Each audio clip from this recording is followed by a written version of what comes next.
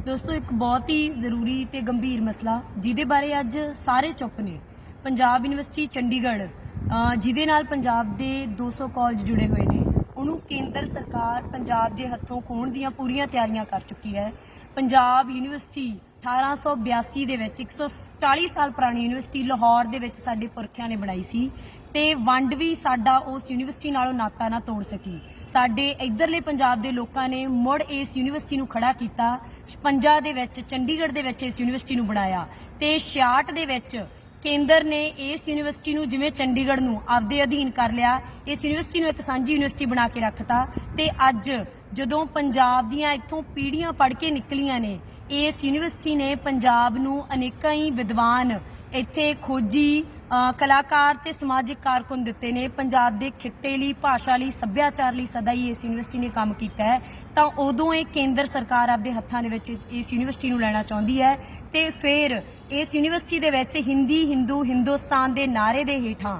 फिरकूकरण दी भागवेकरण दी जिहड़ी सियासत है वो खेडी जाऊगी जे ये केंद्र दे हत्थां विच जांदी है। ते जे इस तरह हुंदा है तां पंजाबी सूबे दे लई, पंजाबी भाषा दे लई, इस यूनिवर्सिटी दे लई जिन्ने लोकां दीयां कुर्बानियां है उन्हां नूं बर्बाद करना होऊगा जे अज असीं ते तुसीं मिल के इस यूनिवर्सिटी नूं केंद्र दे हत्थां दे विच जाण दे दिंदे आ। जे ये यूनिवर्सिटी अज साडे हत्थों जांदी है तां चंडीगढ़ नाल जुड़दी ये आखिरी कड़ी पंजाब दी ये हमेशा लई केंद्र सरकार तोड़ दऊगी। ते जिवें केंद्र सरकार कल्ली यूनिवर्सिटी नूं लैके नहीं आपदी केंद्रीकरण दी तुस लगातार पिछले समय दे विच सानूं देखण नूं मिल रही है। भावें पंजाब विच BSF दा घेरा 50 किलोमीटर तक वधाउणा होवे, सिटको विचों BBMB विचों पंजाब दी नुमाइंदगी खत्म करनी होवे, चाहे आपां चंडीगढ़ विच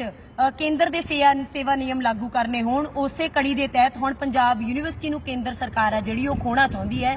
पंजाब दीयां सारियां हाकम पार्टियां अज भी इस मसले ते चुप ने ते उन्हां दी ही गद्दारी करके पंजाब दे कोलों पंजाब दे पंजाबी बोलदे इलाके खुस्से ने, पाणियां दे हक खोए गए ने ते चंडीगढ़ आ जिहड़ा ओहनूं भी केंद्र ने आपदे अधीन कीता ते हुण इस यूनिवर्सिटी नूं केंद्र जदों आपदे अधीन कर रहा तां समेत सत्ता उत्ते बैठी आम आदमी पार्टी दे सारियां हाकम धिरां चुप बैठियां ने ते सानूं इन्हां तो किसी तरह की कोई उम्मीद नहीं। सानूं उम्मीद साडे लोकां तो आ जिन्हां ने बार बार उजड़दी आपदी इस यूनिवर्सिटी नूं इस खड़ा कीता, एक खित्ते दे लोकां दे विकास दे लई खड़ा कीता ते असीं उन्हां सारे समूह इंसाफ पसंद लोकां नूं पंजाब हतैशियां नूं अपील करदे हां भी अज कल्ला विद्यार्थियों दा मसला नहीं, असीं सारिआं नूं विद्यार्थियों नूं, मुलाजमां, नौजवानां, किसानां, मजदूरां सब नूं अपील करदे हां भी वड्डी तो वड्डी गिणती दे विच अपनी इस यूनिवर्सिटी नूं बचाउण दे लई सानूं ही अगे आउणा पैणा। केंद्र सरकार नूं ते पंजाब सरकार नूं ये चेतावनी दईए भी ये यूनिवर्सिटी उत्ते पंजाब दा हक है,